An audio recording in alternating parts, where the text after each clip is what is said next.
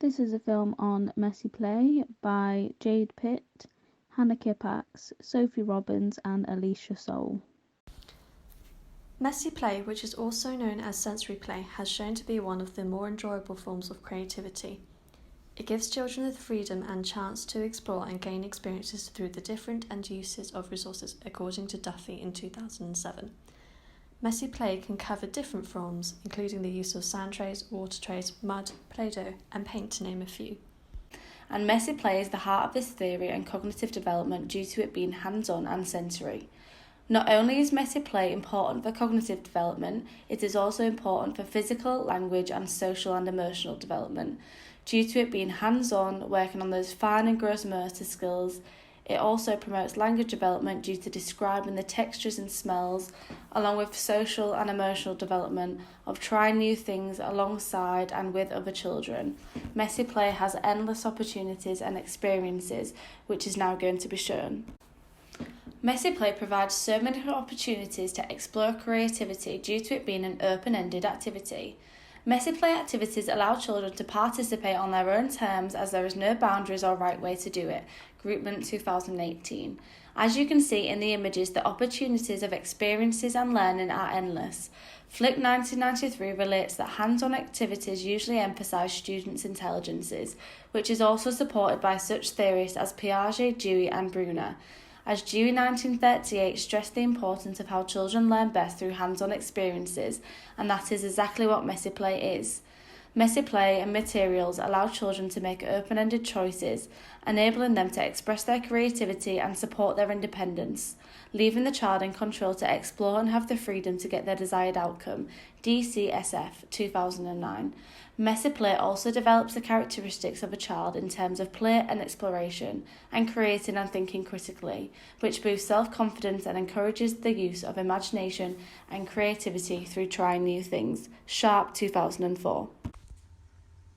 Duffy explains, because messy play is spontaneous and doesn't have strict expectations for delivering an end product, children are free to seek out their curiosities and desires, encouraging children to experiment and create based upon their own choices and interests.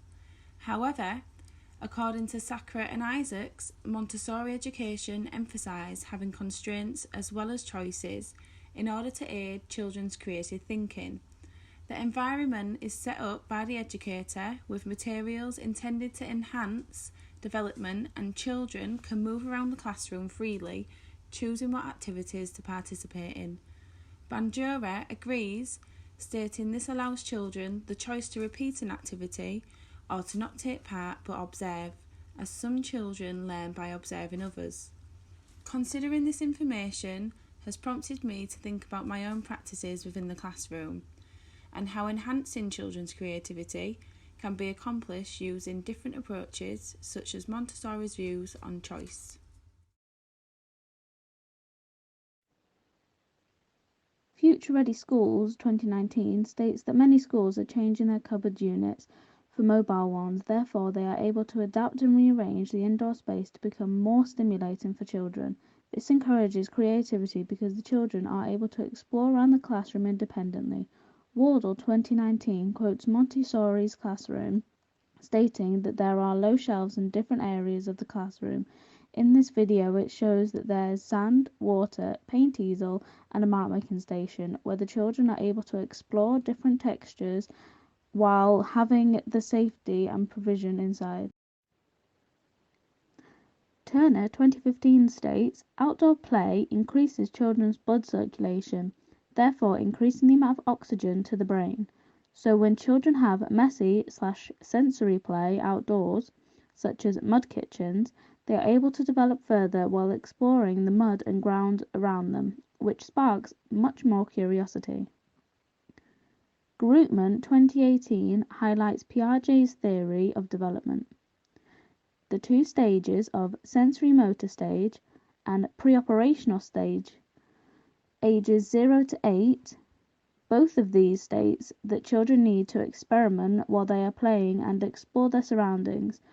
Both of these are crucial to the children's holistic development, as this exploring will assist tremendously in cognitive development, so the child learns how they adapt their already learnt skills to each environment.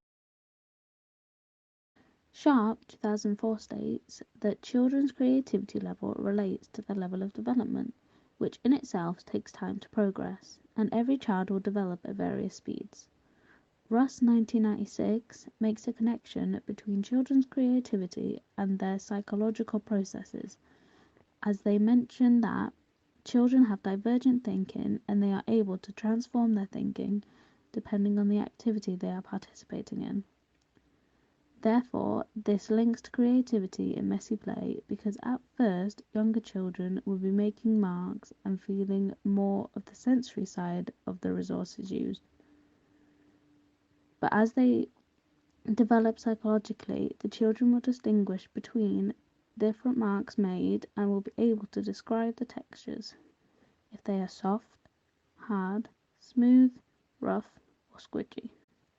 Outdoor play is very important, so children have time to explore the outside environments because it assists in the developmental growth of children while also developing their natural curiosity to explore. Peather 2012.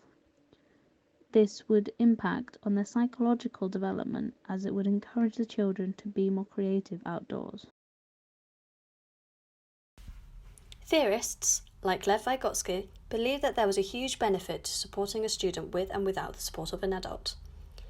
In 1978, it was believed that adults supporting children's active position in their learning and assisting can help them become self-regulated learners.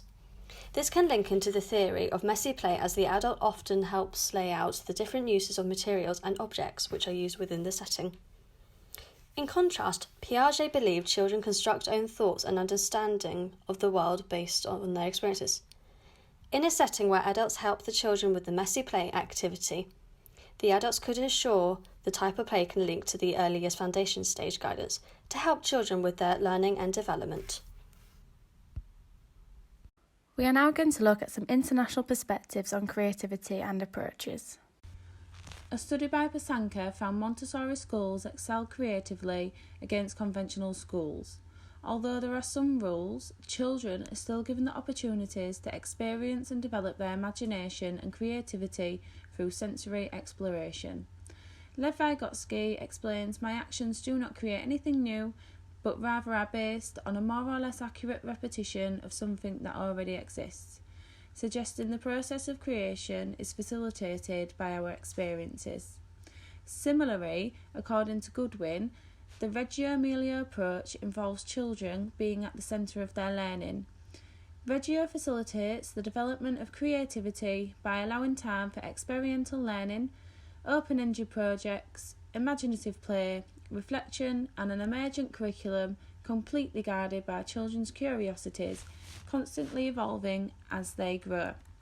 Al-Khudhair explains the Reggio environment is flexible and doesn't coddle or involve in undue control over children and their actions. This allows children the freedom to explore their surroundings and engage in experiments and creative imagination. In conclusion, messy play has shown to give evidence of benefit in children's learning, especially in the early years, as you have seen throughout this movie, due to it showing creative themes, approaches and theories to messy play. As June 1938 stated, children learn best through hands-on experiences, as this allows them to connect with the resources they are using. However, practitioners should never give children expectations for what they should gain from messy play, as when being creative there should be no expectations or desired outcomes, as all children learn and develop from activities differently, and the nature of messy play is open-ended. However, some practitioner input can support and enhance a child's creative development, which is stated by Vygotsky. Creativity can also be fostered in a variety of ways through enabling environments for children by providing space and time for open-ended activities and allowing children to make their own independent choices. It was interesting to see international approaches to creativity as well as our own, as a study by Pasanka states how Montessori schools excel creatively against conventional schools, and how Reggio Emilia also thrives from creativity by putting their children at the centre of their learning, by following their curiosities and letting them be in control of their actions, which is what messy play and creativity is all about. That's the end of our movie. We hope you enjoyed it, and here are our references.